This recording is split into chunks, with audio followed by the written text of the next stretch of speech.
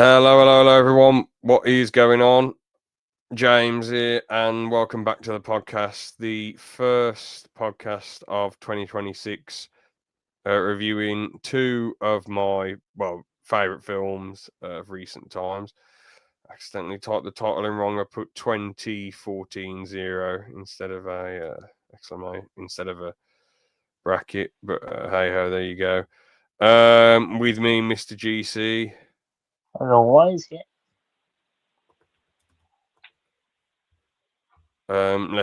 We actually know, we're not going to review the film straight away.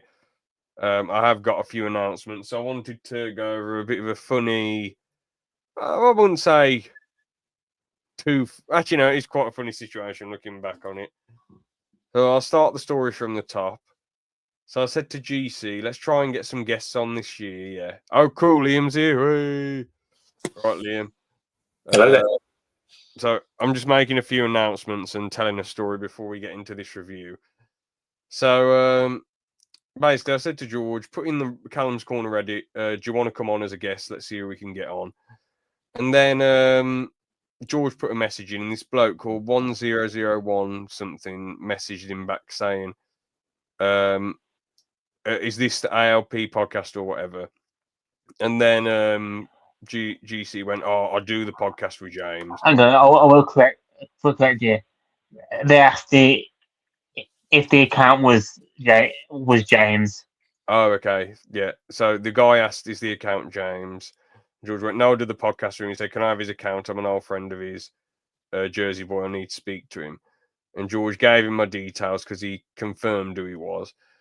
So I get a message. I get a friend request from DeLorean Time. And I see in the info section saying, don't talk behind my back.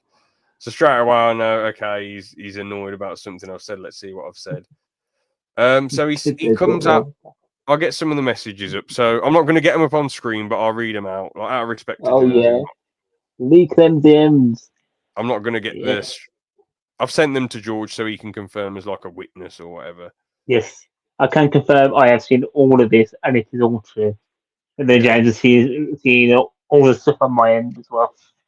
So I said, hello there, Jersey. George said you wanted to speak about some stuff. I said, fire away. Yes, it's in relation to comments on your podcast, the whole Roblox situation. I've been told by 7 people you're making false, serious accusations or saying slanderous things. So which information is false and slanderous? I reacted to the video by that Callum Soprano. Dean said, I don't know. You're making out that I'm a predator, which are disgusting accusations to make. Plus, the entire situation, only one side was shown. I never got to say any of it. So straight away, I'm completely cool as a cucumber because I think I never called Jersey a predator. What planet is he on? Why is he? What's this all about? I said, where did I say you were a predator? Which part of the podcast? And I said, you can come on the podcast and explain your side if you wish. I'll be happy to speak to you again. With the Soprano video, why didn't you make a video explaining your side of the story? And he said, I said, please show me the parts of the podcast where I said the stuff that you're a predator. And then he said, I was told by someone that you believe so. So he was just told by someone. He didn't even look into it. I mean, if you're going to get annoyed at someone straight away for something that you've said. So imagine, someone says something nasty about me. George, you tell me that, I don't know, the Barnacle, for example, has made a video. I know he's obviously not going to do this, but I'm just using us not as an example. So he makes a video saying James is a moron or makes false, horrible accusations. I'm not just going to believe you and then message the Barnacle saying, oh, you said all this stuff about me. I thought we were friends. What's going on? I'm going to actually look at the video. I'm going to say, where's the video? Where's the proof? Instead, Jersey just comes at me with these silly accusations. And I sent him the clip that I thought he was referring to. And I say, and basically it's a clip where George says... Wasn't that clip me? Yeah. Yes, where you say, I think... you say, he could be P. Diddy for all we know. And I said, I don't think so. Well, you never know. You could have some baby all hidden. And I went, George, I know you're only joking, but there's no need to throw wild accusations out there. I think that's dangerous. So I said my co-host shouldn't throw wild accusations out there with the Diddy stuff. And then with the scamming stuff, I just say, well, I'm just reacted to what you show, what the Callum Soprano said. Jersey explained his side of the story, but at the end of the day, it's just a game of he said, she said. But at the end of the day, the bloke, the 16-year-old who made the game for him, he said he had all of his DMs on screens and it's public, so we're more likely inclined to believe him. There was a couple of other things I wanted to say as well. There's people who constantly, Jersey, if you ever watch this, which I don't think you will, there's people, and I even said this to him multiple times, there's people who call you way worse things and dox you, mate, and put your dad's name on Football Titantrons. Why aren't you going after them? I know the answer. It's because I'm a face you can put a name to. That I actually exist. I don't just hide behind a screen and have a username and whatever. But also, I don't know, I feel like a lot of the corner would just tell him to do one while I'll actually speak and discuss things because I like to get to the I've bottom of literally things. told you and sent you videos over the past few weeks of people making fun of Jersey for calling him names, Yeah. putting his dad's name on stream and things like that. Yeah, exactly. And he goes after you of all people. It's ridiculous. Someone who he did very many podcasts with, so I just don't get it. But throughout this discussion, yeah, I did think to myself, I've asked him about 3 or 4 times, are you actually going to come on the podcast? Because that's what the whole advert was for in the corner. Well, not advert, but you know what I mean, your message. And he just wouldn't answer. And Well, I thought, you know what? It wasn't advert, wasn't it? I did try a few other people, but then I thought, you know what, man? I'm sending all these stupid messages saying, oh, please come on the podcast, all this professional malarkey. I don't really care about getting many guests on anymore, to be honest. I'd rather just get on people I want to talk to. That's just what I want to do with the podcast. Also, I don't want to make as many podcasts anymore. I'd rather do 2 or 3 a month instead of 4 or whatever. I want to do things at my pace. I don't want to get burnt out. So that's pretty much the announcement. I don't want to do as many podcasts as before. I'd just rather focus on like James the Coltrane and just do stuff as and when I actually want to. Because I know if I force myself to do stuff, it will just end up going down the shitter and it just won't be much fun. And the quality will decrease entirely in the long run. And I'll probably just I really do hope the corner will have a field day with this. Maybe say a few of Jersey's messages a bit more, just to give the corner a bit of ammunition. Well, I don't know. I don't want to. It was a private conversation. I don't want to put anything else out there. All I'll say is, at the end, because I said, "Why don't you explain your side of the story in this whole Roblox situation?" And he said, "I don't want to." I'll try and get the bit up where he said, "Where was it?"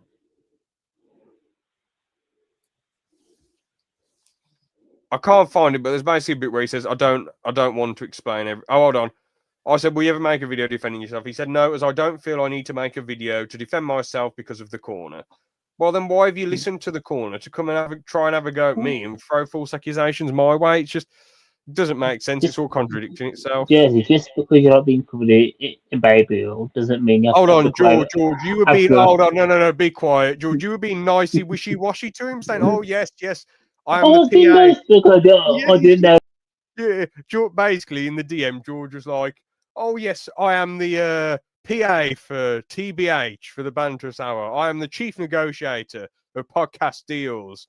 We will get you on the podcast. Yes, sir. I shall buy you a coffee and a drink if you come on the Banterous Hour. Thank you, good sir. Here is James's DM here is James's gamer tag to clear up my mess. Thank you. Goodbye. I didn't rat George out. I didn't throw you under the bus. Yes, but he was nice to me, and he just said he wanted to talk to you. I thought it was a friendly little thing of 2 special needs people talking. I just thought, George, no, that was George. That was you and him, George. So you mixed that conversation up completely. Oh, well, I didn't mean to kick you out again. no, that's him. Oh no, that's going to be used against me now. They're going to the corner of saying, oh, you've implied this out of context. Whoa, pathetic stuff. But no, it's just anyone who takes it out of context. It's a joke to George. I have to clarify everything's a joke now, even though the corner do stuff that isn't so jokey. But then people in the corner will go to Jersey and say, oh, he said this about you on a video, but I'm saying far worse about you in the streams. two-faced bloody garb. I'm not saying the whole corner, but whichever snivelling snakes threw these accusations out, this false garbage against me to Jersey, they are pathetic because they're the same people. And Jersey's being ridiculous as well, because at the end of the day, they're laughing at Jersey, having a go at me. That's basically what they're doing. They thought, oh, I've caused some drama now, haha. Pathetic. Now that's the bit I'm taking out of context, but on the Reddit. But yeah, this whole situation, it was just blown out of proportion, and it's always by Jersey, or he always just brings it on himself. No, because I wanted to bring this up publicly. I shouldn't. Obviously, I don't want to get any of the DMs, but the only reason I brought this up publicly is because Jersey will not acknowledge what I was saying. So the only way I'm going to get some sort of acknowledgement is if he watches this, which he won't, or I don't know. That's the corner blows it up. He just ignores me. He just ignores me, man. But I made specific points, and he just kept ignoring them. You saw in the DMs, and I know I shouldn't be saying, "Oh, I've shown George the DMs and all that stuff." But at the end of the day, George is a reliable, trustworthy person. I expect George to keep the DMs. I'm not going to put them all on Reddit unless somebody pays me good money. No, I'm joking. I'm joking. Anyway, yes, that's basically an announcement. And I've tried to get so many other guests on. I just think, you know what? I feel like some silly office person just trying to message people to come on the podcast, man. Like, I'd rather not do this. I'd rather just get who I want to get on and have a laugh with, and the rest doesn't matter. And who knows, if I focus on James the Coltrane more, maybe in turn that'll get, I don't know, more notoriety, and then maybe more people want to come on the podcast. I've got no clue, to be honest. But all I've thought to myself is that I need to work harder with James the Coltrane. And I've got even though I'm coming towards the end of this cold and I'm feeling a bit better, I managed to get all the dialogue and of the cold train. I got it all recorded today, so I'm very happy with that. I got some decent work done there. I just hope I can translate that into editing as well and get some decent editing done. So give me a few minutes, so I'll be right back. All right. We might as well just start the review, and GC can come back when he's ready. So the first one is the fantastic Mr. Fox.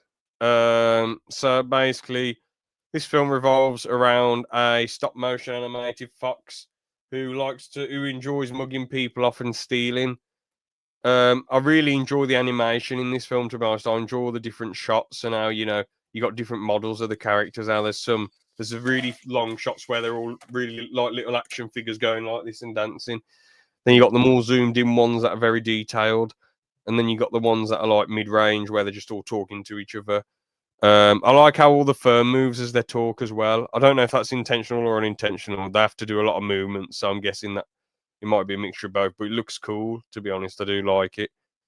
I like as well how, you think, how did he get out of this situation where he's in the cage? You think to yourself, like, he's been put in a cage. And Mrs. Fox says, well, what's her name? Ferocity or whatever. She says, oh, I'm pregnant. And then you think, bloody hell, how does Mr. Fox get out of this one?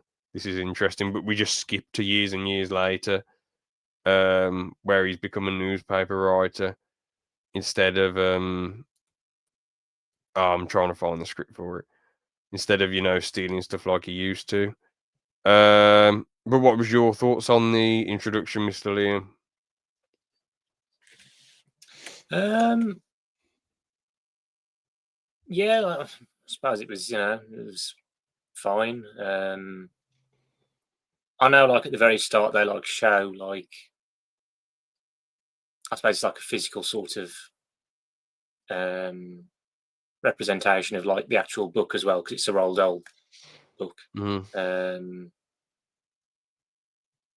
I don't know. Yeah, it's different. Yeah, it was different. And again, like you said, the animation is unique as well, and I suppose the whole look of the film, the visual style, and how they achieve things as well. I suppose it can come across as I don't know, like how they do the effects for certain things might be basic and whatnot, but I suppose it works, and it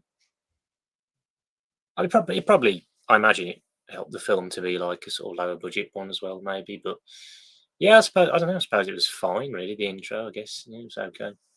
Yeah. I know Mr. Fox says, "Oh, I don't want to be poor anymore." And he decides to buy a property in a difficult area, and I like the scene where him and Badger are arguing because he's like, "You cussing with me? Don't cuss at me! Don't point and cuss at me, you little cuss!" and all that stuff. That was a pretty funny scene. How that all escalates and goes mad. But yeah, it's because Badger's telling him, "Don't buy this tree, Foxy. You're borrowing at 9.5, which stinks like cuss. Plus, you're moving into the most dangerous part of the neighborhood for your type of species." He goes, "You're exaggerating, Badger." "I'm sugarcoating it, man. This is Bogus Buns and Bean, the three meanest, nastiest, ugliest farmers of this whole valley. The local school kids have a theme about them. It's Bogus Buns and Bean, one fat, one short, one lean. These horrible cooks, so different in looks, but nonetheless equally mean." Which is a decent bop.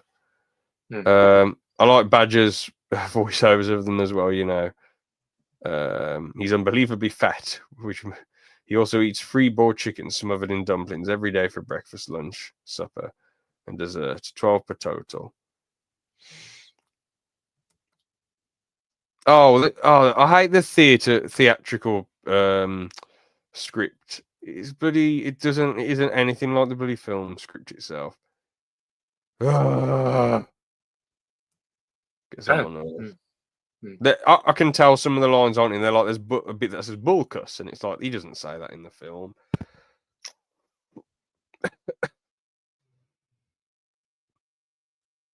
But yeah, it's Fox just buys the property anyway.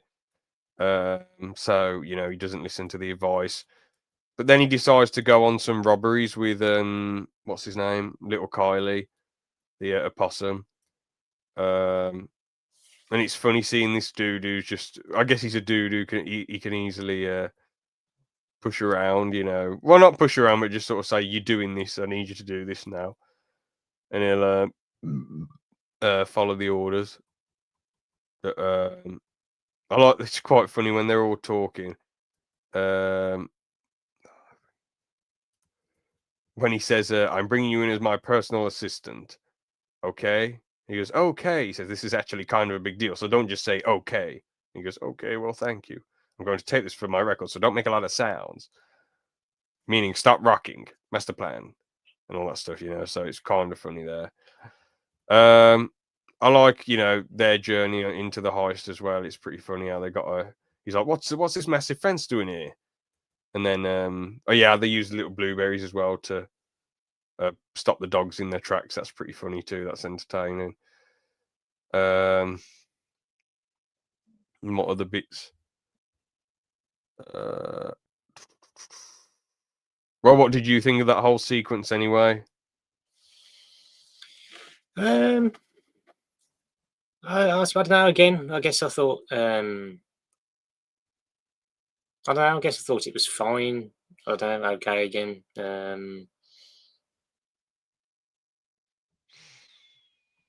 I don't know. Yeah, I suppose some interesting stuff and humor and all that, and I guess as well. I find it interesting how I don't know whether you noticed, but like when they say like a certain like word or phrase, and they always like say "cuss," don't they? As if to replace what would usually be like a swear word. Yeah. Yeah. I thought that was interesting because they did that fair few times. I don't know, but yeah, it's just an interesting adaptation of the book. Really, I don't know if I've ever read the book, but it's just interesting. Like, I just wanted to say as well how like I thought it was interesting how like all the animals have an American accent, don't they? While I was going to the humans are all British, aren't they? Yeah. Yeah. So I was thinking at first, like, are they all like are all the characters American? But then we get like introduced to the humans and we see more of them, and they're all British. So yeah, I don't know. I thought that was one of the interesting parts of the adaptation. Yeah, but Yes, to get some iconic actors.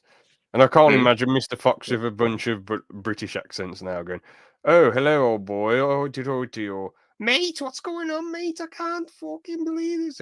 Oh, I'm from up north. I'm from all, oh, and it just wouldn't sound right.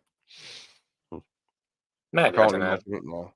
I suppose George. It's George Clooney, isn't it? He voices. Yeah, he's the main man. Yeah, he's Thought it sounded like him. Yeah, I suppose. I guess he's good voice for him. I suppose good fit. Yeah. I'd say. Yeah. Oh yeah, Ashy's trying to prove stuff to his dad as well. Like when he jumps into that, he's like, "Watch this, Dad!" Whoa! And the splash is terrible. And then Christopherson does like the perfect dive. Him having to prove stuff to his dad. I think that is like a good version of what's done in Chicken Little. Like what was done in Chicken Little, where Chicken Little has to keep proving himself to Buck the cook. That was just dreadful. While this, I feel like it's more. I don't know. I feel like Mr. Fox is just a bit of a dude who's fed up. My Chicken Little's dad is just like a jerk, basically. And the way Mr. Fox learns his lesson is a lot more intriguing and interesting than the way Buck the Cook learns his lesson. Buck the Cook needs to be bloody turned into KFC. He's horrible. Chicken Little. He's a horrid dad. Have you ever seen Chicken Little or not? I think I did years ago, but again, it's been years since I watched it. Yeah. Was there any buzzing on my mic then? Because I only just realised I turned the charger off just now. No, I don't think so. No, not that I could hear. That's all right then. How's my storage nearly full? What's this all about? Anyway, we all get information saying that obviously he's the best. Why does George do this, man? I don't get why he's just. What's going on? I don't. There's only two in the studio now. He's left the studio. No, I know. It's because it's in the group chat. He's bloody put it as Jersey Boy DMs and attacks Banterous Hour. Oh, wait, sorry. I've read it wrong.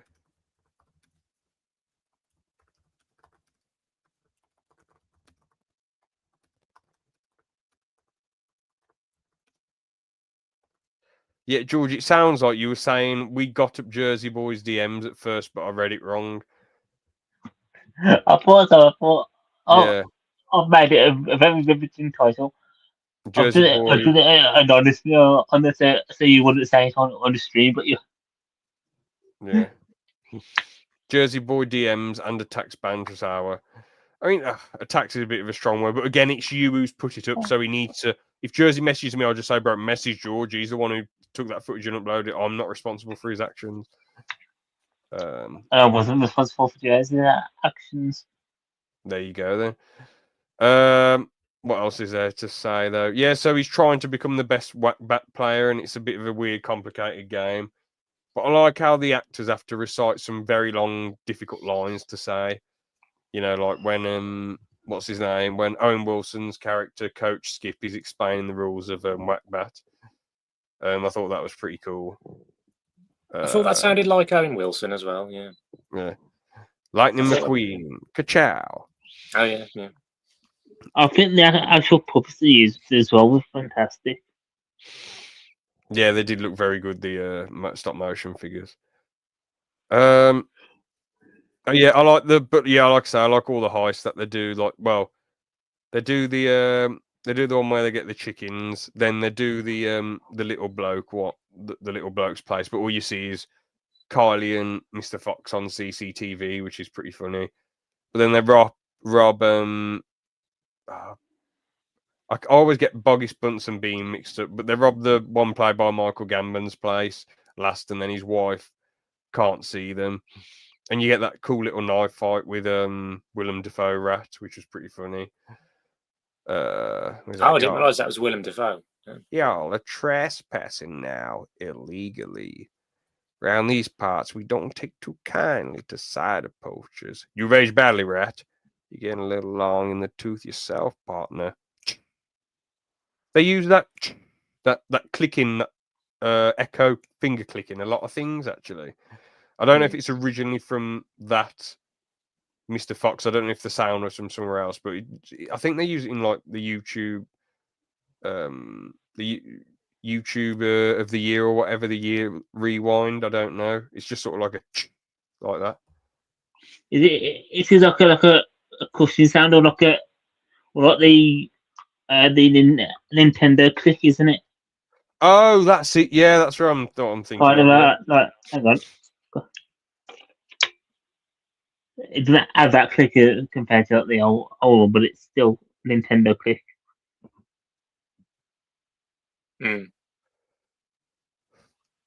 She was the town tot in her day, wild and loose, pretty as mink stole. Is that true?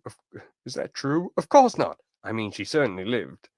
Certainly she lived. We all did. It was a different time. Let's not use double standards. She marched against the town tot. Shut up. That was all pretty funny. But yeah, then after that, the farmers are like, we need to get on top of this now and kill him. So, they shoot up the place, and then Mr. Fox and Kylie run back inside.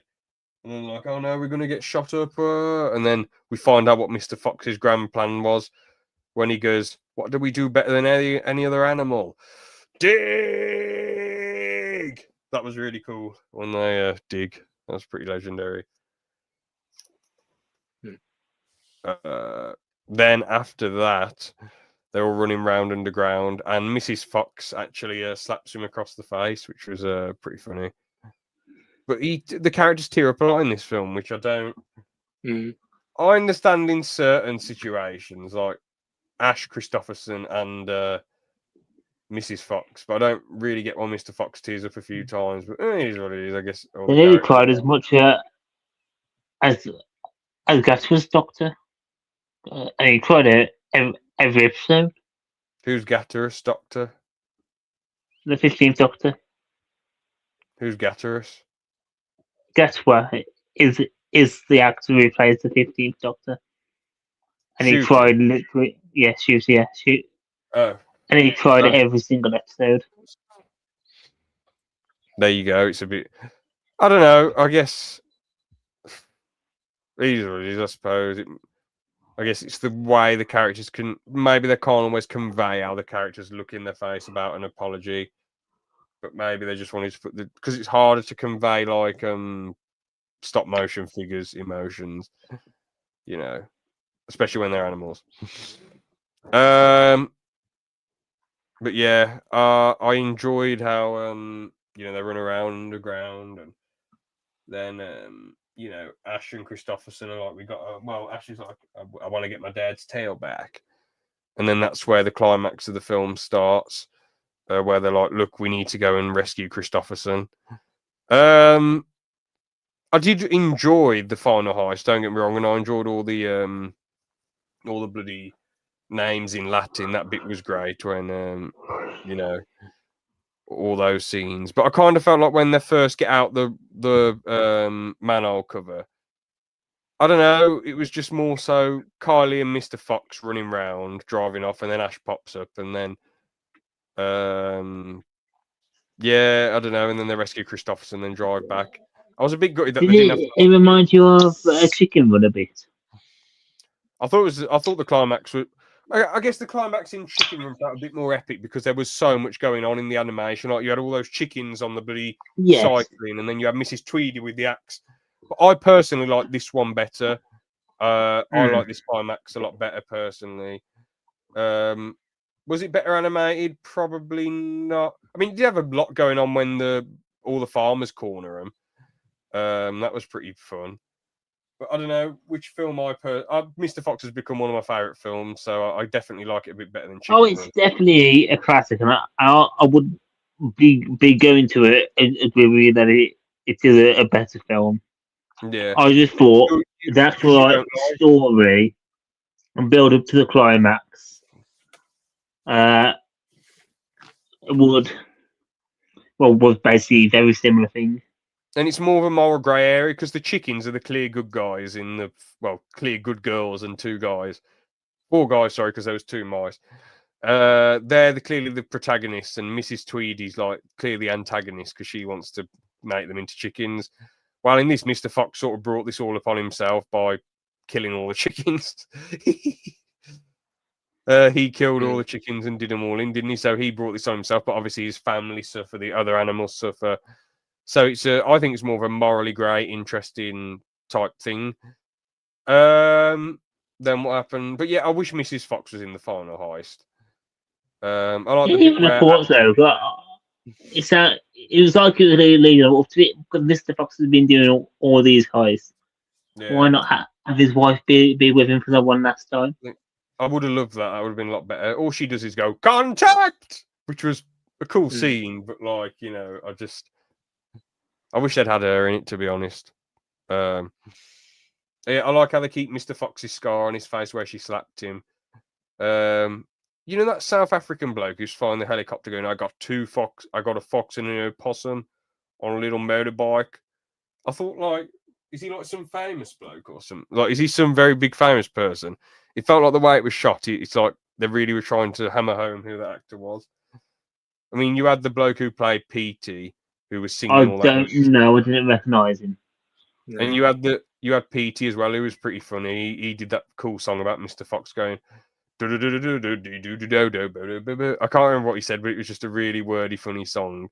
And then Michael Gambon comes in and goes, "You're just making up shit. That was a bad song, PT." He just walks off. That was pretty funny. What else was cool? Oh yeah, the bit with the wolf at the end. I have a phobia of wolves, and he goes, "Canis lupus, vulpus, vulpus." That was such an artsy scene, with him and the wolf, and he had to finally face his fears. But the ending is actually a little bit weird and depressing because I'm not sure. I've seen the film like 4 times now, and are they like trapped in the sewers forever? But they've got out of a different manhole cover that was in the shop, so surely they could leave now, couldn't they? Because they found. I'm guessing so. And every sewer leads to a place at least, so they should be able to get out. But as much as like a sewage farm. On a personal rating, I'll give this a 10 out of 10. One of my favourite animated films. Objectively, I'm going to say it's very great. 8.5 out of 10. Very easy watch, quite fun, great cast, great voice acting. But that's just my opinion. What's your guys' thoughts? I mean, to be honest, I appreciate like all the work that must have gone into it, like the stop motion and and it has a unique, like sort of visual style, visual language, and the voice acting's good. Of course, there's a lot of big names, big actors voicing the characters, and even though I don't think I don't think I've read the book, it's like I guess it's like a sort of interesting take on the Roald Dahl book. But I mean, I'm guessing like some dialogues being added and changed from the book, but I don't know. I'm not going to lie. Personally, there were bits that were a bit better, and like certain moments which I found a bit more compelling, and like certain character interactions, and I guess the fact that his son, I guess does something that his father's proud of at the end. That Fantastic Mr. Fox is proud of at the end, which is good, which is satisfying. But I don't know. For me personally, I don't know. I just kind of, for me personally, I just found it a bit, I don't know, a bit kind of boring. I don't know. I wouldn't rewatch it personally, but yeah, I don't know. But well, we certainly have a very different taste in films, and what I enjoy and find entertaining is different to what you enjoy and find entertaining. But I don't get how no. I want your honest opinion. It's fine. I was going to bring up something about the Phantom Menace, but that's for Star Wars Day. That's for Star Wars Day. And Revenge of the Sith. I was going to bring up stuff about the prequels and how certain aspects of them can even be remotely entertaining. But I'm not gonna. I'll save that for Star Wars Day. I don't want to bring that up now. I don't want to bring up the prequels if my favorite film has been called a bit boring. I was going to ask George's opinion. fair So enough, yeah. what would you give it out? We should do a Star Wars Day one where I might actually rewatch the prequels again and see what I think. But I don't know. I think I gave Revenge of the Sith and Attack of the Clones too much of a hard time, but I didn't think I still had a lot of problems with them. And Phantom Menace, I ended up thinking was worse than before, which was a shame. Well, yeah, like you might remember that I said to you a while back when I went to watch it. Was it 2024 when it was the 25th anniversary? Because I actually went to watch it in the cinema because I wanted to experience it in the cinema. Yeah. I have to admit, like watching it then, I didn't enjoy it quite as much as I usually do when I've watched it in the past. There's still like some scenes that really I think I still really enjoyed, but definitely I'm definitely not quite as like keen on it now. But yeah, I think it'd be good to rewatch all the Star Wars films, or at least 1 to 6 maybe, or something. So I'll probably do that. Yeah. Yeah. Well, what would you give it out of 10 then, Mr. Fox? I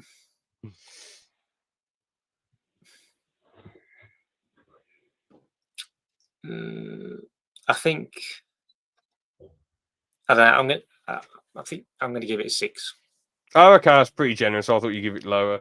To be honest, at least you rated Hacksaw Ridge. That's one of my all-time favourites. Oh yeah. Like I say, even though like the first one at least. I mean, he's based on a true story, but even though the first half like is slower, and it's hard, like can be hard to watch, I guess. Like it really, it really sort of adds to the story and picks up in the second half, and the second half is just some of the best stuff ever, really. So, what's your takes on the rest of Mr. Fox and George, and what would your score be? I quite enjoyed it. It's just a light little watch I found. You basically said my points anyway. So I'd probably give it.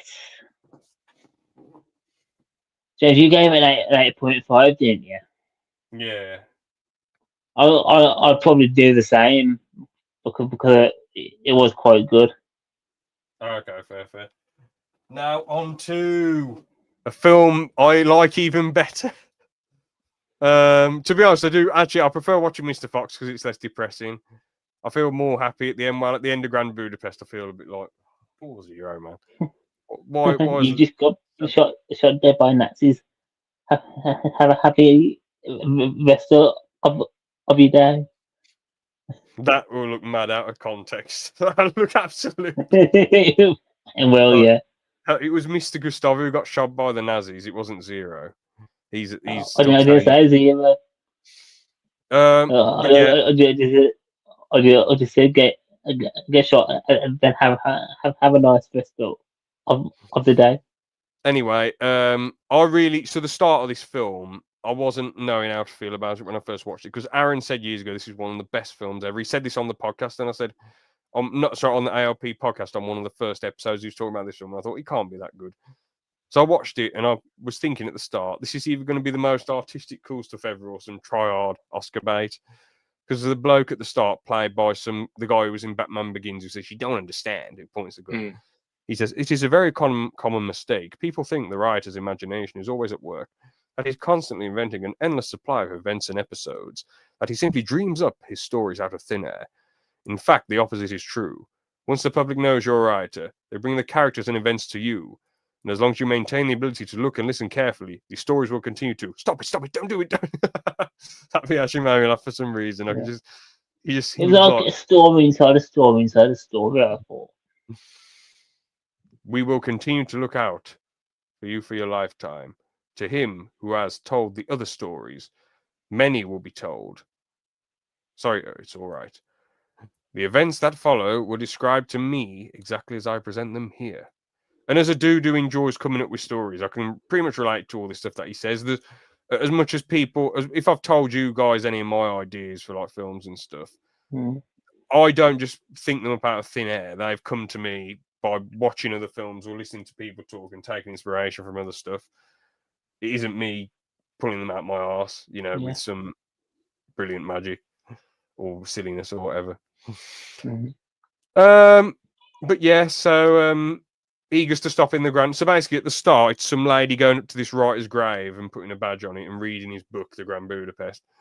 And then he's writing the book, he's saying, well, this is exactly how it was explained to me. And then he goes to the Grand Budapest and gets to talk to the owner, Zero. And then Zero's telling you his story as to how he ended up acquiring the Grand Budapest. I don't get how Zero changed race. I was going to say, to be fair though, like when he's older, like his skin color is a bit lighter. He just looks like a white guy, doesn't he? Well, not white, but I don't know. I just thought that was interesting. But I don't know. It's just the casting, isn't it? But yeah, I don't know. But like he went from like a chocolate color to like a tea color. What? So anyway, just please, whoever's watching this, just ignore what George says. Again, he will not say this on his own podcast. He will never take the risks on his own podcast. He just loves. This is what George loves to do, and nothing changes. He loves to just take a massive shit all over the podcast, and I have to clean the mess up. Basically, he just James is the janitor. I'll just leave a big mess for him to clean up. This is hilarious. This will make my day. You know, literally. Accurate. And the thing is, as he has basically not done particularly large amount with the last, I don't know, 5 years of his life, and he's been able to rest and not have to work or do stuff. He is able to fill his free time with silly, degenerate nonsense at times, unproductive twaddle. Anyway, so Zero. So basically, at the start, you get to see all the cool shots of all the bloody, people running around the hotel, doing their thing, running around, bouncing around. And you see Mr. Gustav, and, you see him bloody talking to this woman. But he's got all sorts of old OAPs who seem to love him. And you see him running around and doing his stuff. And you see, him talking, trying to explain how being a lobby boy, you never noticed, but you're always there to know what the customer hates, to know what the clientele doesn't like or what they need at the right time. But yeah, so that bit's pretty cool. I just like all the running around and all that stuff, and how the hotel operates, all the funny all the eccentric costumes that they all wear. That's pretty cool as well. Like I say, I like how he really takes Zero under his wing and really tries to advise him stuff. I really enjoyed his speech as well, where he goes, rudeness is simply the fear of not getting what you want. But even the weirdest flower can be loved if it is just given the time to be nurtured. It was something funny like that, and I think these people work 6 days a week, and they work half a day on Sunday, and it's from bloody 5 a.m. till midnight. Well, they're not going to want to hear this shit, are they, before they eat? I don't know. But I like how he's really specific about stuff. He's like, go and get some wine and light a candle, and then bring back my perfume. I just like how he's such a posh, hoity madman. I like as well. He says, "Why do you want to be a lobby boy?" And he goes, "Well, who wouldn't? The Grand Budapest, sir. It's an institution. Very good." So, yeah, I just like all the running around and all the cool stuff. It's interesting, man, how the hotel operates, and the shots are really well done. And I like the aspect ratio changing depending on the period they're in. Oh, Crud Jersey Boys joined. Hello, Jersey. How are you? I heard you've been talking behind my back, Jack. I'm not very happy with you. I called many times about this. Well, He told me. Well, Jersey, at the end of the day, mate, you just got to get back to it and pull your socks up and get on with your day. Yes, well, I did finally picture of you. You absolute degenerate twat. This is the big. I'm happy with AI being a good bloody source for thumbnails, but this is why I think it's terrible. Like George can enact all of his bizarre, strange wet dream fantasies. Terrified of what he comes up with, man. It's scary. Liam, what's your thoughts on the intro? I don't know. I suppose it's different, isn't it? It's yeah, I suppose it's different. Like, I suppose it's just like sort of Jude Law kind of, you know, ends up talking to Zero, doesn't he, and whatnot, and then sort of going back to when Zero first started at the hotel and whatnot, and what he got up to with Gustav, and I don't know. I suppose it's different. Don't you mean Ray Fiennes? Well, yeah, but isn't that the name of his character? No, That's Mr. Gustav. Is the name of his character? Ray Fiennes' his character. Yeah. Yeah. So I was saying, yeah. But you said Jude Law was speaking to someone or something. Yeah, well, whoever the actor who plays Zero, like the old Zero. Oh, Murray Abraham. Oh, is that his name? I didn't know him, to be fair. I didn't recognise him. Yeah. I suppose his voice kind of sounded familiar, but He's got a real narrator voice, isn't he? definitely, yeah. I don't know whether he's. I think he's probably done voiceovers for other things like that. I don't know whether he's done it for. He might have done like some voice work in like Marvel's What If or something like that. I think. I wouldn't be surprised.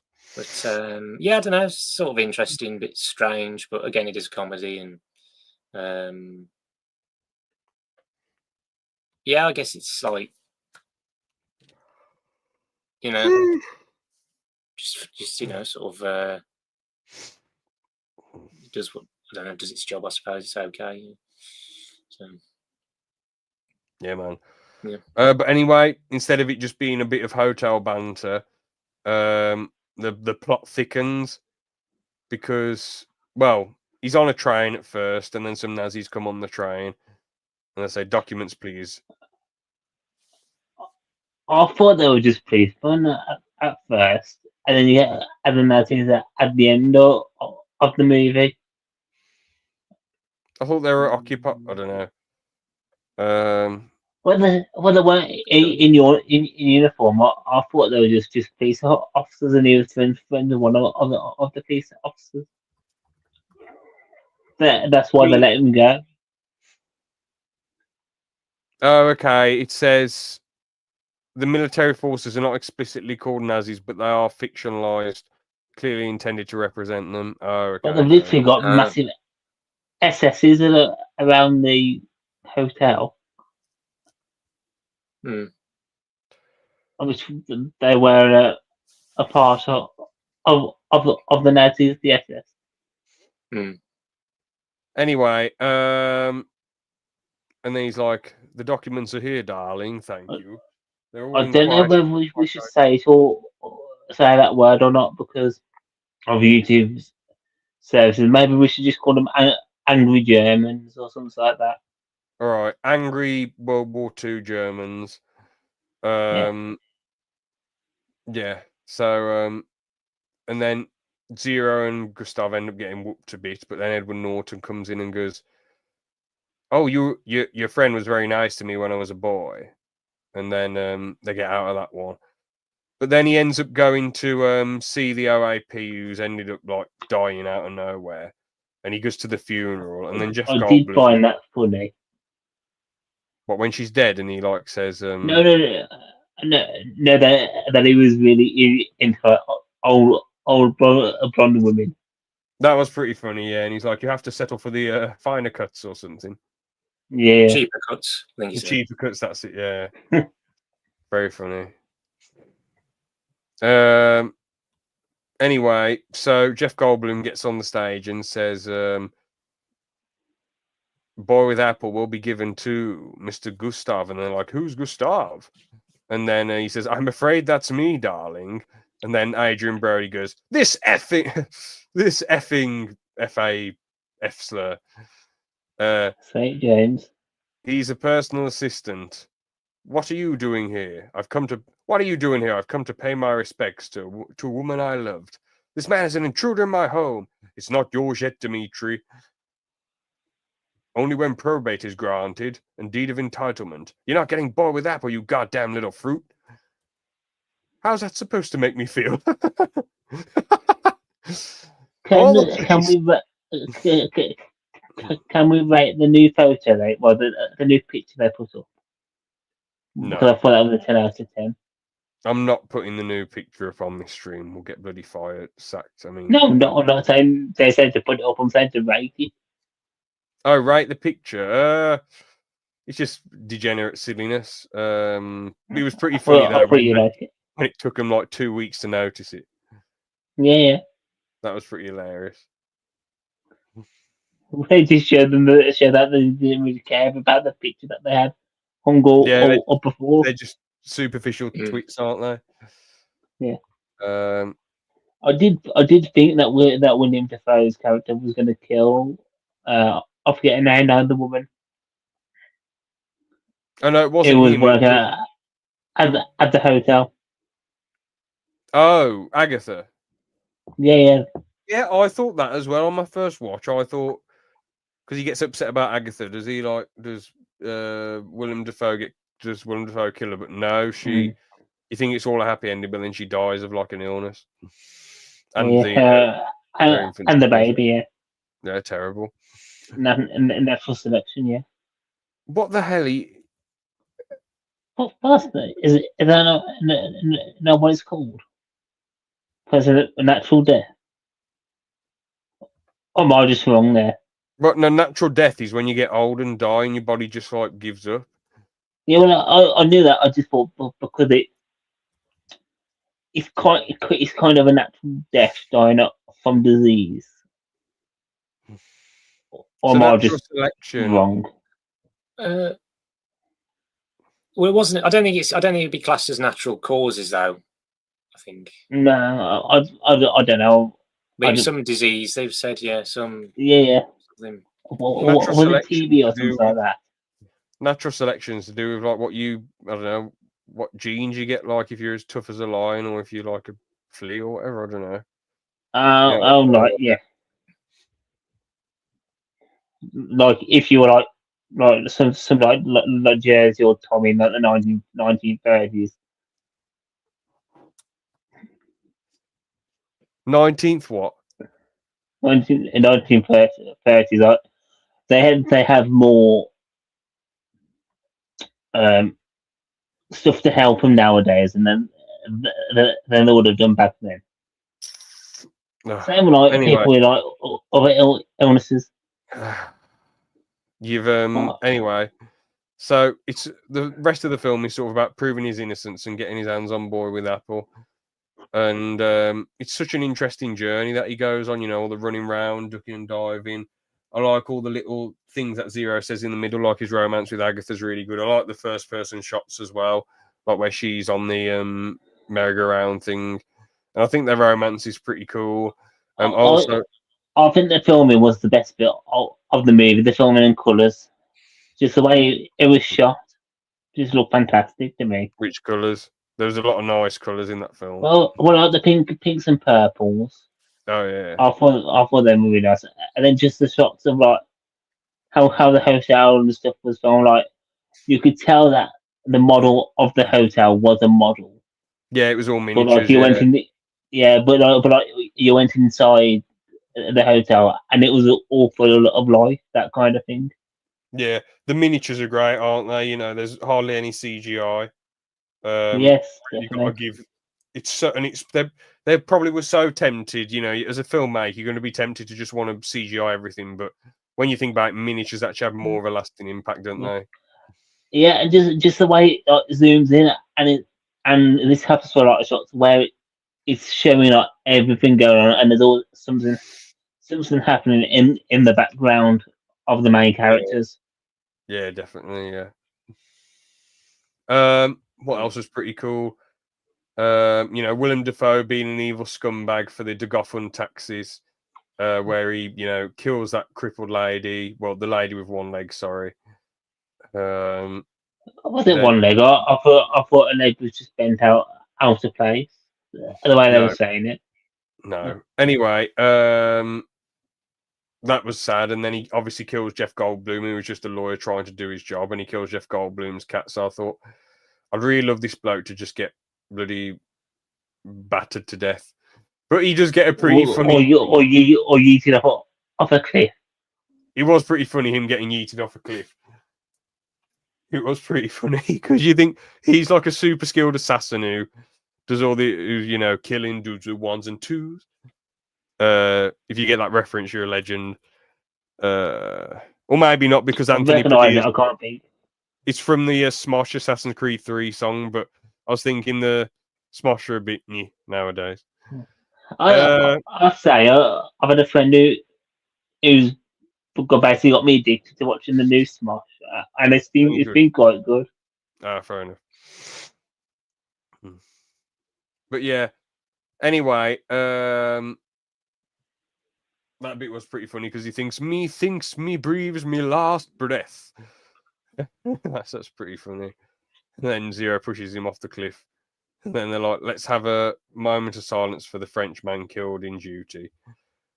I don't get why they didn't just get Willem Dafoe to kill their mom, though. Why did they get Serge to do it? Unless they just didn't want it coming back to them. But Serge works for them, doesn't he? So wouldn't it have... I don't know. I did see that bit and I thought a similar thing to you. Yeah. Maybe that's just something that they didn't think about and just skipped over or something like that. Or maybe he was working under Defoe's like orders or something like that. I don't know. Yeah. But yeah, the bit where he goes, where is it? But yeah, I like the scenes where he says, where are we? He goes, don't keep... What does it say? Where is it? What's it all about? Damn it, don't keep us in suspense. This has been a complete fucking nightmare. Tell us what the fuck is going on. I don't know why that bit made me laugh. And he goes, bloody hell, they strangled the poor slob. And then he goes, and when he's holding on to the cliff, he says to Willem Dafoe, you sick, sad, pity, and you sick, causing pity, sadness, creep. I hate you. I thought, mate, I can relate to that. That's pretty funny when you're just really angry and you... funny man. And then he goes, if this be the end, goodbye, cried the wounded piper boy, while guns cracked me and the yeoman roared hurrah. And the I have to say about some sorry, I've just thought about this. You know when you see the hotel like in modern times, and it's all like decrepit and all grey and all the paint's gone. I kind of wish that after that they had that conversation, that it inspired them to make the hotel look as good as it once was, or something like that, or just give it that bit of pink paint which it used to have. It would have been a more positive end, but it's not. It's not that sort of film, George. Unfortunately. Well, I know. So when you got that angry German shooting people, but at the end of the day, I get why you like the more positive endings, but I think these type of endings stick with you more. But I don't want to watch them as much as like a positive ending film. Well, yeah, but it was quite a positive and more fun film. Like, you can't tell me it wasn't like animation when they're going down that ski slope. Like that's something right out of Looney Tunes with his legs sticking out of the snow. That was pretty funny. I was going to say, I like the bit when he says, when Edward Norton's saying, do not attempt to run away. And then he goes, what do you think? I don't know. I'd rather jump off this cliff than go back to fucking prison. I say we steal the insane person's motorbike and go and fetch Agatha. Take back boy with apple and take off the multi reverse. Very good. You're so amazing, very unusual. Zero. Thank you. And then Zero and Agatha were hanging out off the building and fell into that truck. did you guys think oh she survived that, but then like the painting's hanging there, and the painting was just gonna fall and hit her? I didn't think Oh, that, that George. what's the way that they were doing? Like it was hanging above them, and it was about to fall. Right, Liam, what do you think of all the bits up till that point? Which point then? Which point? Oh, the bit where Willem Dafoe gets pushed off the cliff. Oh, it's kind of, I don't know. It depends. A bit mixed in a way. I mean, you know, there's some interesting stuff, and I thought it was, you know, a bit more entertaining than, you know, Fantastic Mr. Fox, but and I'd say I enjoyed it a bit more. I think the highlights, I don't know. I think like the highlights of the film are like, you know, Ray Fiennes' character, Gustav and Zero, and their relationship, and I mean, it is like a strange relationship, but at the same time, like most of these characters sort of act strange in the film, and Gustav is a, you know, he's one of a kind, really. But yeah, I don't know. Like I say, some interesting stuff, like certain scenes or moments which were kind of funny, and I know there's a lot of other comedic moments which I didn't laugh at, I didn't find funny, but you know, and some stuff that's quite downright sort of like maybe shocking or just like there for like almost, I suppose, comedic effect in a way, like seeing when after the cat's been thrown out the window and you just see it on the floor, and I don't know, like I say, yes, like certain things which are kind of entertaining, and then other times, I suppose I was kind of a bit more intrigued and interested in the film, and like to see where the plot would go and whatever, and you know, just decent, well, sort of okay, decent-ish stuff at times, but at the same time, you know, I found some of it not so interesting now, and yeah, a bit boring at times in a way as well. Well, strongly disagree, but each to their own. So what happens after that? So they go back to the Grand Budapest Hotel. The whole sequence is quite fun. We're going up the lift and Adrian Brody running after Agatha and him having to sneak in his old hotel, and then all the shooting and guns, and then obviously it all I gets didn't resolved. expect the shootout, I have to say. Yeah, and then, you know, they all get together and they see that it was all Adrian Brody's fault and he legs it, and then Ray Fiennes gets the money and yippity doo dah yippity day. But obviously, what actually happens is he gets shot by the angry Germans from World War II, and then bloody Agatha and her infant son and Zero's infant son die, and then Zero's just left on his own for from bloody age 19 to 20 to bloody 70 or 80, however old he is. It's just tragic for him, really. Poor dude, man. Which shows that, you know, this world is unfair and cruel at times, and it really moved me, to be honest. And I like how the writer says, I never went back to the Grand Budapest again. I spent a lot of time in South America, and it's like all the things he saw, he decided to write about this and make it into a book. And okay, I guess he probably wrote other books in the universe, but still, I give this a 9.5 out of 10. One of my favourite films of all time. Not my absolute favourite, but up there, bro. And objectively, I'd say it's one of the top 30 best films of all time. Absolutely amazing stuff. Oh, the prison sequence was fun as well. I really enjoyed that. All the, you know, different actors they got on, they all gave a good part. Like Adrian Brody, Willem Dafoe, Jeff Goldblum, Harvey Keitel, they all did great. And like you mentioned, Liam, I do agree with you on one thing, though, that the best part of the film is Zero and Gustav's relationship. Although it can be a bit odd and mad at times, I feel like the way they bounce off each other is fantastic. And although he's a bit of a mad bloke, I think he's delightful to watch and quite funny and entertaining, Mr. Gustav. This film made me think, like, man, Ray Fiennes can act. 9.5 out of 10. And a Did personal you ever rating. check sorry, go ahead. I thought you were done. Oh, 9.5 out of 10 for my objective rating, and personally, I give it 10 out of 10. Nice one. There was a Chekhov's gun that they didn't do, which Oh, okay. surprised me.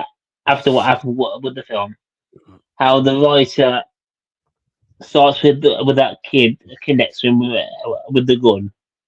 Hmm. I thought it was gonna end with him, and then the kid accidentally shooting him or something like that. Oh, that would have actually been. I wouldn't know how to feel about that. That is an interesting idea. I wouldn't. I thought that would have been a more like a comedy little thing to where and end it like play it off as a joke, make it a bit more lighter because they killed everyone else in the end. And then have it apart from Zero, and then have it go back to that woman with the badges who reads the book. Yeah. Then how would she know? How would she? Because it's from her reading the book. So how would she know that he died? Oh wait, he wouldn't know because it would be in the news, wouldn't it? That he got shot accidentally by his son. Oh yeah, okay, fair enough. What would you give it out of 10? Well, I was going to say one more thing is every time I kept saying Gustavo, I kept thinking of the old fat chef from Ratatouille. yeah. Gusto's, yeah. Yeah. Oh, I kept doing it. I'm going to not think of it. I give it. See, I was teetering between a 7.5 at first, but after having this conversation, it's knocked it up to an 8. That's real good. I'm glad you enjoyed it a decent amount. Yeah. Great film, in your opinion, then I imagine. We Well, all know. well, yeah, definitely we like the colour and the shots and things like that. Fair dues. As I told you in private, there was bits that I found that weren't needed. Yeah. But overall, yes, it was a good film. All right then, Mr. Liam, what's your final thoughts on the film before we move on to Tenable and Head to Head? An addiction.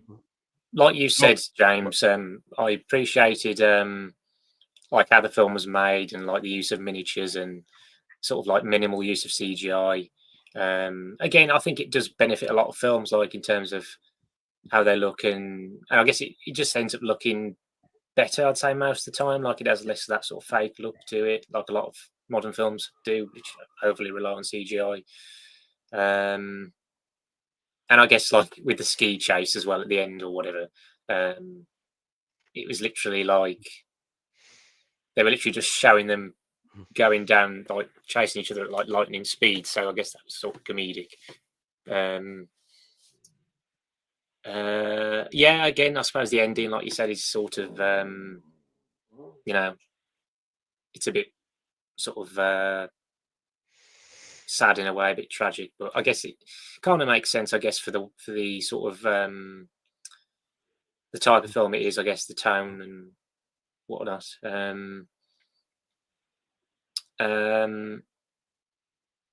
yeah, I don't know. I just feel like I think I can safely say I enjoyed this more than Fantastic Mr. Fox. I felt like this kept me. I felt like I was a little bit more invested in this and a bit more intrigued with the plot and the characters and just I think just being sort of entertained here and there by Gustav and Zero and I mean, but yeah, but still, I still feel like a lot of the time I wasn't, enjoying it that much personally, just for my tastes. I guess it's just one of those films. And I still found bits funny as well, but a lot of stuff I didn't really find like funny personally. But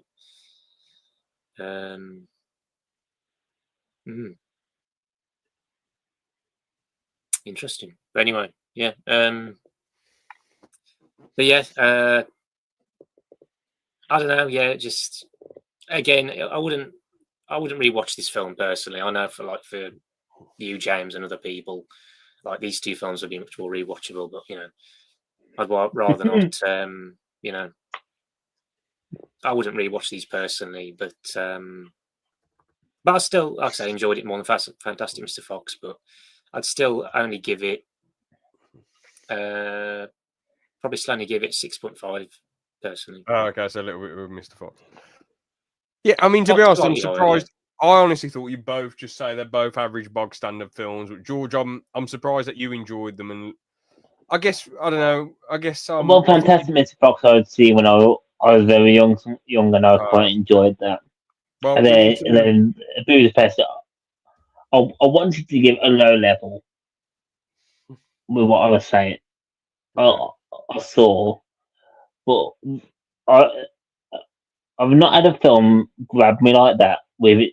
It's with Fair. just it's cinematography and its colour. Fair I've enough. not had something grab me like that, and that's what kept me to it actually. Because the cinematography and the colour, like I think about 15 minutes in, and it just clicked for me. Like Yeah.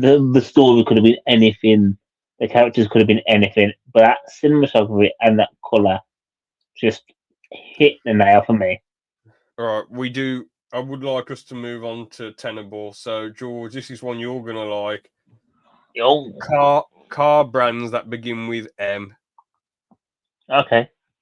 So there's quite a few. So I think not saying it's guaranteed, but you should be able to get 10 of them. But I don't know. I could be wrong. All right then.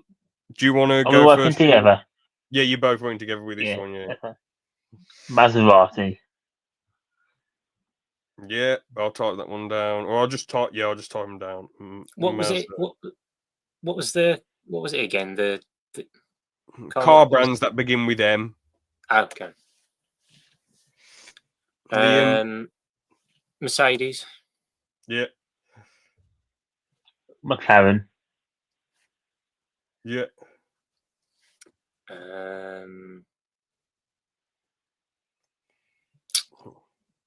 MG. Yeah. Yeah. Yeah. That's 4 so far. So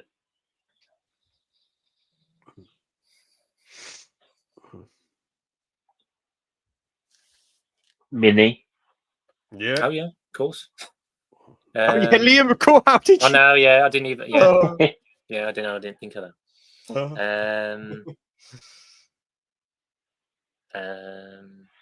Got 5 so far, halfway there, lads. I'm torn between two. I don't know. Is Mazda one? I don't know. Yeah, that's correct. Yeah. You're Just on count. 6. Okay, I didn't know that. Yeah. I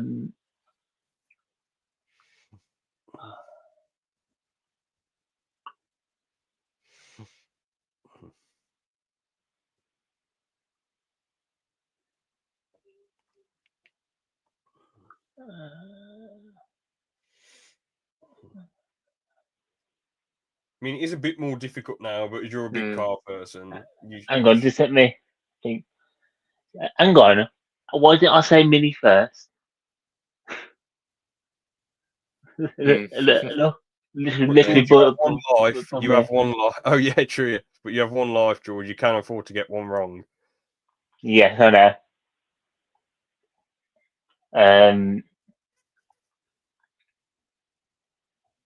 Just give me 1 second. I think. Yeah, it is difficult now. It's difficult. What's we? I mean, there is a. Oh God, what are we doing? What are we doing? You, George, don't be a cheat. Don't be a cheat. Don't be a cheat. George, I'm going to disqualify you in a moment. George. Okay. You twat. That is low. That is low. A good idea, though. You have to agree. Come on, just throw one out there. We haven't got all night. I can't think. Hang on. I'm really trying to think here. Right, I'm going to get up a 1 minute timer. Okay.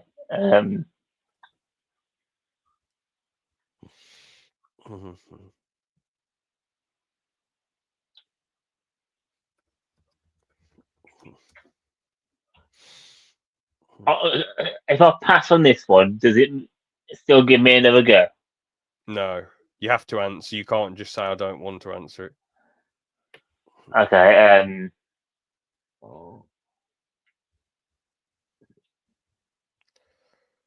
Right, here we are. 53 seconds, mate. I mean, you've got another life after this, haven't you? So yeah, you might as well. That's what I'm so thinking. you could just like throw like a random guess out. Yeah, Bentley. I mean, it's a guess, isn't it? Yeah, So. it's a guess. It's a guess. Yeah. Right, I was going to say Aston Martin because that's got an M in it, but Liam, do you want to? Let's go. Yeah, I've got one. I don't know whether it's right. I'm doubtful, but Mitsubishi. Yes. Well Yes. done. Oh no! How did I not think of that one? That's the only one I've got. I can't think of any others. George, back to you now. I'll fast forward the time back to 1 minute. You're on one life, George. I know.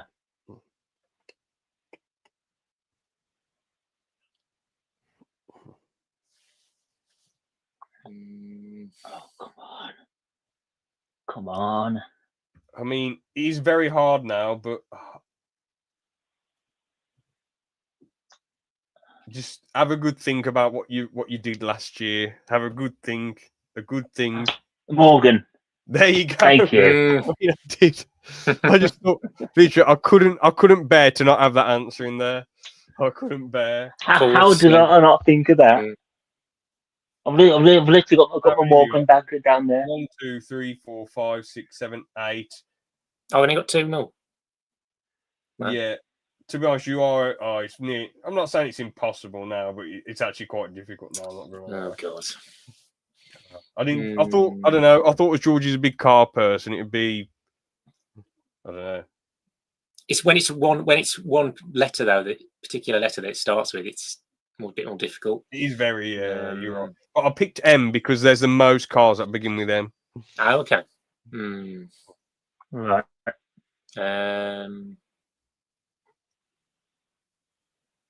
Oh, yeah, I've just thought of one, but I think George already said that. And I think you said that too.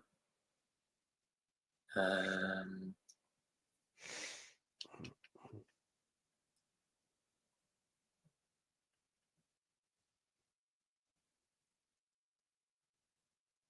just going to have to throw a random guess out there because of time. I'm just going to say BMW.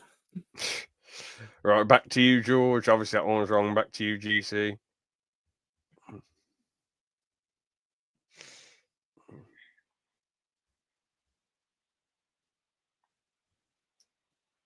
What we're waiting for? Me? Yeah. Back to you, yeah. I was going to say, I wouldn't, George, unless you I've got one. I'm not going to guess most of these. I've got one, but I don't know if there's a name in front of it. Right, and it's a really obvious one. Go. Maybach.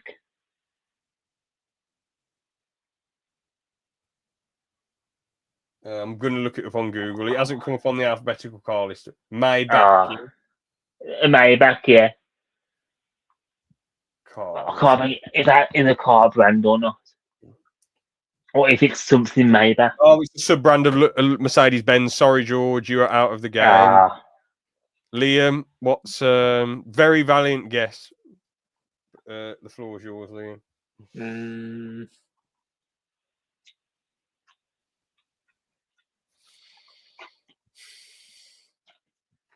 If it's some Chinese brand. These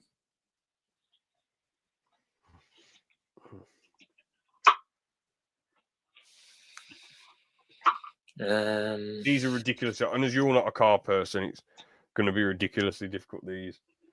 I can't. There's no way I could give you a clue on these. You wouldn't be able to guess any of them. I wouldn't be able to in a million years. I really want to do another one of these. Well, you guys have done well out of 10. Yeah. I'm just going to have to throw out random guess then. Ford. Nope. So, valiant effort, 8 out of 10. Very good job, lads. Did Incredible. all right, yeah. Like last time, you got 8 out of 10 on the well, mostly Liam got 8 out of 10 on the top 10 Marvel films. So well done there. The other ones were Micro, Mitsoka, Moke, Morris, MEV. Morris. My. Oh, Morris, I'm surprised Moke as well. I'm surprised you didn't get Maxus though. I know they're Maxus, yeah. but I'm surprised you didn't get them. Maxus. What's that? It's like delivery vans, type of delivery van. Huh? I think I've heard of it. Yeah, I said Morris MEV. Yeah, fair play, valiant effort. Now to head to head. So name every console, every games console that exists. So as Liam won last time. Oh, James, this is unfair.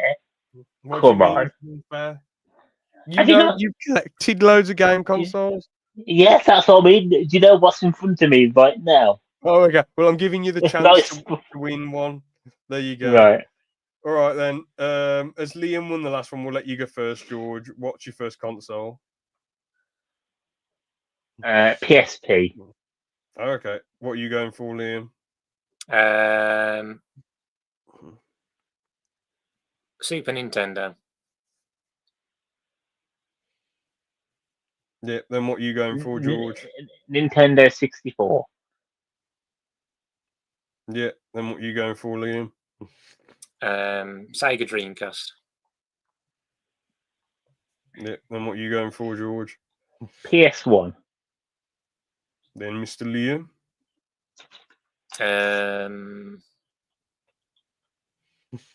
PS2. Then Mr. GC. PS3. then Liam.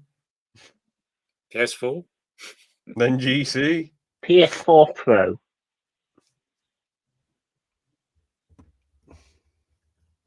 PS5. PS5 Pro. All right, I'm not gonna ban you for that one, George, or disqualify you. But that isn't a separate console. It's an upgrade. Well, they are different consoles. They're different sizes and different things. I won't ban you. I won't disqualify you. I'm not counting. Okay, then I'll go with Nintendo Switch 2. Okay. And then you went for PS5, did you, Liam? Yeah. Might as well go Nintendo Switch then. PS Vita.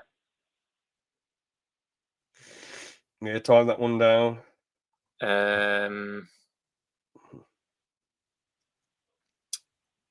Xbox, original Xbox.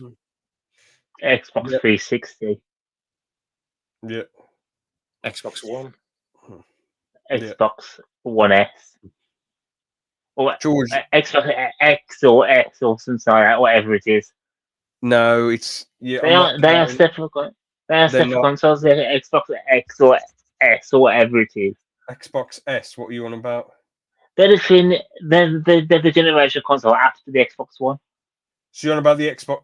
All right, this is getting a bit dicey now, but the Series X or S. That's it. This is the same thing. Series X. I'm feeling generous. I won't. I mean, you're getting very close to the line here, George. But right, what are you picking, Liam? Sega Saturn. Yeah. PS Vita. That's already been said, George. Oh, well, I'll say that. I thought so. Stream Deck. Yeah.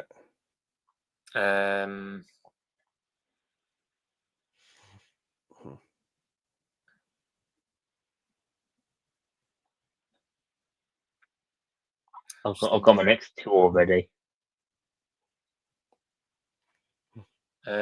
Commodore 64. I just need to look that console up. I'm guessing it's a proper one, Commodore. I think. Well, as it can. Launched in 19.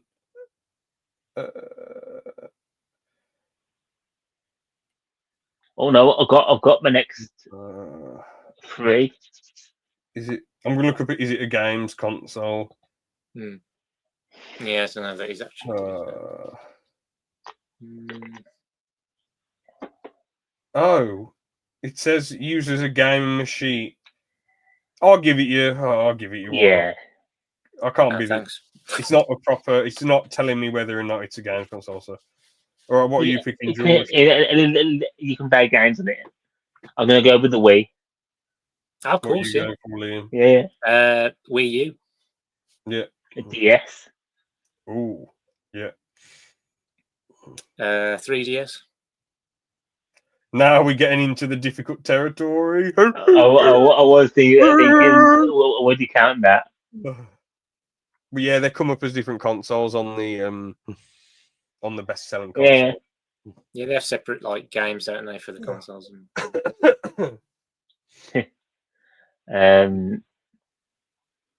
I'm gonna go with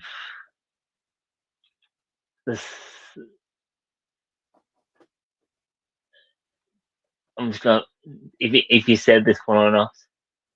Just go for it. If it's a repeated answer, I won't disqualify. You won't lose. But I was gonna go with either Sega Saturn that's been said. Yeah, or Sega Dreamcast. That's I said that as well. been said. Yeah. Right, okay. Let's go with the Nintendo. Oh, I can't think of the name fully, but you'll know what it is. What I mean, it's the big red thing that goes on your face. sorry, you need a name. We need a name, George. I can't. Hang on. Give me a second, just to find it. You can't Google that. No, you can't just get a picture of a console and say, No, I'm gonna. Hang on. This is getting very bloody fishy now. Hang on. The Game Boy. That's it. Oh, the Game Boy. Okay. Yeah. Oh yeah. Fair play. All right, what are you going for, Liam? So you're on about the original Game Boy? Is that the one you've gone for? Yes. Yeah. Game Boy Advance. Yeah.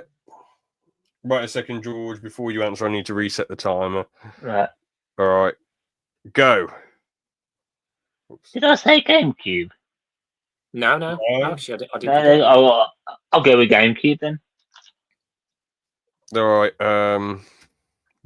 Liam. What about Mega Drive? Is that? I'm trying to think whether that's. Yeah, Sega Mega Drive. Yeah.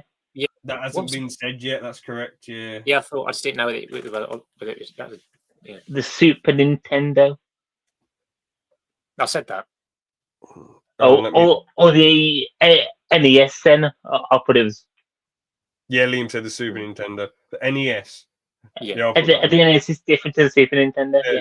Okay, I knew every one of them you said. All right, Liam, back to you.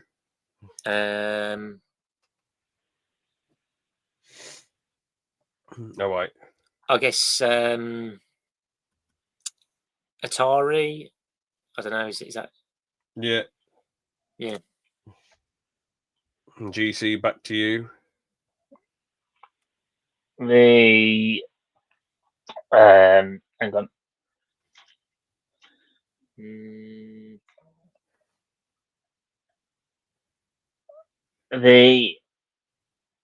Hang on. Just give me a second, please. The PS2 Slim. No, that's no. I'm not counting that. That's come on, George. It's not a separate console on the best consoles list. How about the smaller version?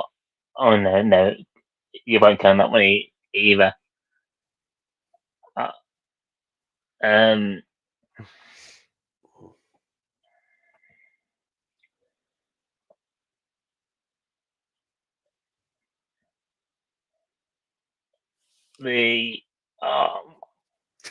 What's it called? I can't think of the name. It's got the red goggles, the red goggle console. You've lost that one, but valiant effort. You can't just say the red and then type in out. You can't just. Which gaming console is it? Red. This is a bit of an unfair one in my favour. Have you seen my collection? Brilliant. What are you going on to? Type it No, on you Google. lost. You lost. Nintendo VR. Just do that for me. All right. Red Nintendo VR. Type that in. Because Scott the was talking about it, so I know what you're on about, but Yes, it's called the Virtual Boy. Yeah. that's it. And can I just admit something? So you were cheating. I got them up hoping the Virtual Boy one would be on here, but it's not. So you were only cheating with the Virtual Boy. Virtual, all of them we had already said. I was just trying to find the Virtual Boy on there. That is a bit lame, but at least you was honest. But Liam won anyway, so it's not a bloody bad one, I suppose. But plus, everything else had been said. Yeah, you guys did a very valiant effort there, to be honest. Can we do one more? I've not got time. I don't want to do another one. What Google Stadia? Yeah. Does that count? Does it count? I don't know. I know it was like just for streaming, wasn't it? Sure. Probably not then. What else have we got? The Oculus Rift, that would have counted, I imagine. I wouldn't have thought so. Cause I did think of saying the PSVR and the Oculus, but I didn't think they counted. No, though, because their VR headsets aren't nice, so I don't know. Yeah. I think it's still on the games console. Is it? I mean, it has games and it can play games. It's just different, but I don't know. It's not a traditional one, but a PC-powered virtual reality. I would have counted it. I wouldn't mind counting. What's that one that Aaron gave me, which was for Android? Can't remember. A Jaeger or something like that. Don't know. It was a AYUO or something like that. Valiant effort, like I say. Let's just get all the consoles we had. I'll just read them out. PSP, Super Nintendo, N64, Sega Dreamcast, PS1, 2, 3, 4, Nintendo Switch 2, PS5, Nintendo Switch, PS Vita, Xbox 360, Xbox One, Xbox Series X, Sega Saturn, Steam Deck, Commodore 64, Wii U, DS, 3DS, Game Boy Advance, GameCube, Sega Mega Drive, NES, and Atari. Well done. Bravo. I've said the Series X and Series S as they were different consoles. No, they don't come up as a separate. Or not. They don't come up as separate. Yeah. No, that's fine. Anyway, let's just do addiction then. Cool. I'm going to start with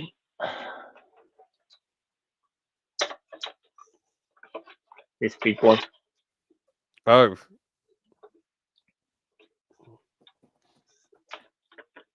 And if he's working, yeah.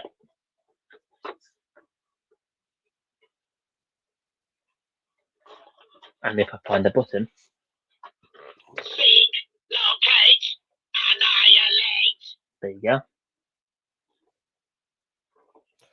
All right. What's the next one? The next one is. Hold on, let me put him back the free falls. But they can't. Oh, I'm using it. That's one. The Nintendo Switch 2. 2, yeah. Okay, interesting.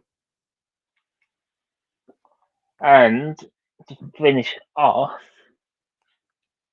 I'm going to do something brand new to this series. Are you ready? This is going to be like a massive update to this series. Go on then. A chocolate Yule log. Interesting. I'm going to go for £492. Okay. So we've got the Switch 2, we've got the Dalek and the Yule log. Yeah. Yeah, $492 for me, like I say.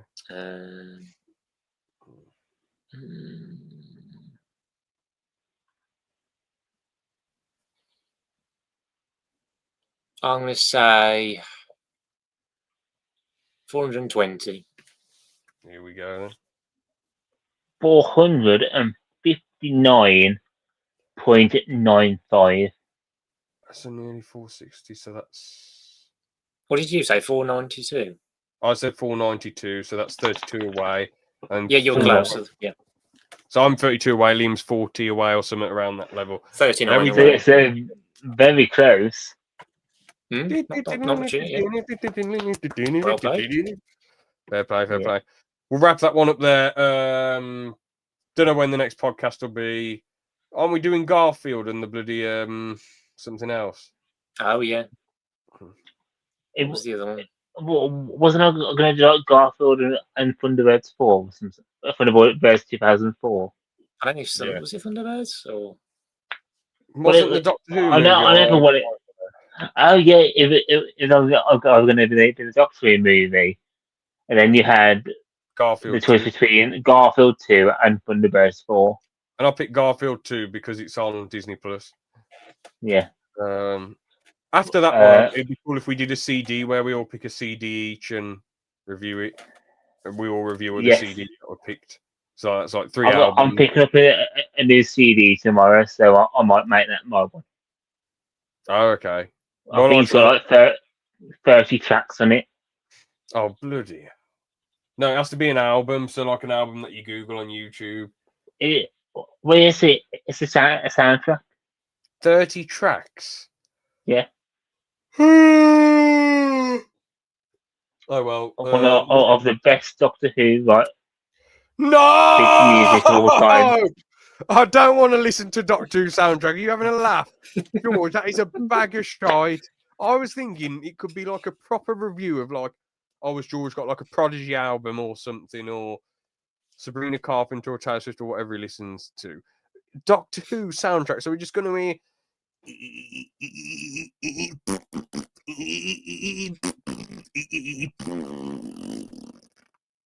That's going to be 30 tracks of that tat. Oh. Well, I mean, I'm assuming it's from like the better series, like before it went downhill. But I don't know. You're shaking his head. George, you can't just put us through garbage. Series 10. You twat. Series 10. Well, it's that or Zombieland Saga. Now, as much as I think Zombieland Saga is a 1 out of 10 show, the music might be all right. So I'm very tempted to... Is it because it's got like 20 less tracks, James? I didn't know that. Actually, let's do Zombieland Saga instead. Well, look, it's your choice. We'll do Zombieland Saga. What would you rather us review? It's your choice. See, after your reaction to the Doctor Who, I kind of want to do the Doctor Who one. Right. But we'll leave that on a cliffhanger. And we'll see what I choose. You'll make your choice, fair enough. Well, I know what I'm going to pick, but I'll leave it till, I'll let you know in the... Actually, I can say now, can't I? By the way, by Red Hot Chili Peppers. Okay. Very easy listen. Great music. Great guitar, great singing, great lyrics. A good variety, like happy songs, sad songs, bittersweet songs. I think it's just one of the most consistent albums I've ever listened to. Do you know what? I'm going to change my mind. I'm going to go with Has Been Hotel Series 2. No, I refuse that one, sorry. I'm not doing that one. Okay. Yeah, I'm not listening to any devil type, satanic type stuff. It's literally nice upbeat songs. I'm not listening to that stuff. You can. I'd rather listen to Doctor Who or Zombieland Saga. What are you listening to? Out on good shows like normal. What are you listening to, Liam? What are you picking? I don't know. Probably The Star Wars soundtrack. I mean, all of episode 1 to 6 on soundtrack. Thing is, I don't know how we're going to review bloody like Doctor Who instrumental. That's going to be so difficult to review when there's no lyrics or like meaning behind the songs. But you'll feel meaning from the songs. You'll feel like upbeat and hope. This is going to be difficult to review, but whatever. I'm up for it. I mean, you can still like listen to those and review them. Like people who do that on YouTube and stuff. Well, what are you picking, Liam? trying to think. What about the lightsaber dubstep remix you made a few years ago? Me? Yeah. What's that? You made a dubstep remix on the gaming discussion channel. It's one of your old videos. No, on Venderling. Lightsaber one, I don't. Yeah. I don't know that one. You're going, yes, no, yes, yes, no, yes, yes, choo, choo, yes, pew, pew, pew, pew, boom, boom, yes, no, do it, hello there. That's what it was, Liam. Okay. No, you did that music video with the barnacle, didn't you? Yeah, but that's not on there, yeah. We can't just review that. That would just be, I don't know what we'd say. We'd be like, well, what's going on? What was this all about?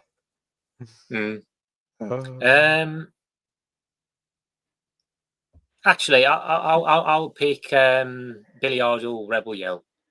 Oh, that album. Oh, interesting. I didn't think that was your sort of music. Well, we've got to wrap up there. I'm literally. And can I just say, just check out our messages. I've just sent the song list. Oh, will you joke? I'm not listening to 2 discs. George, why is there 60 songs on it? George, this is ridiculous. I'm not doing that, mate. I'm not doing that. Literally, you can bloody... Oh, wow. 61 tracks. Wow. If you think... Oh, God. If you think I'm listening to all this, bro, have fun, guys. No. I'm listening to the agreed 30 songs that we said. I'm not listening to 61 Doctor Who tracks, George. That will literally... I'm not doing that. Right, we're ending it there. I mean, this is going to be a nightmare tomorrow. I've got to drive to work in all this crappy snow. Goodness gracious. Oh, yeah, me too. I'm going to go out in all this snow as well. You haven't? What the hell are you on about? Where are you going? I'm going to the shopping centre. Oh, yeah. Yeah. There you go. Well, I guess you've got to deal with some crap, I suppose. Yeah. I'm just worried. Well, Aaron got stuck on his way to where you're going. No, he didn't get stuck. He got there, but a gaffer had to give him a lift back.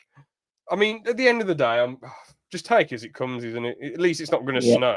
At least it's going to calm. At least it'll be slightly calmer than before. Yeah, hopefully we won't have any more snow now. Hopefully, it's just that it'll be a bit, probably be a bit icy tomorrow. But yeah, I need to wrap this up here and get some sleep anyway. Lads, thanks for joining. Right. George, you're an absolute bloody scum of the earth. You are. You absolute bloody.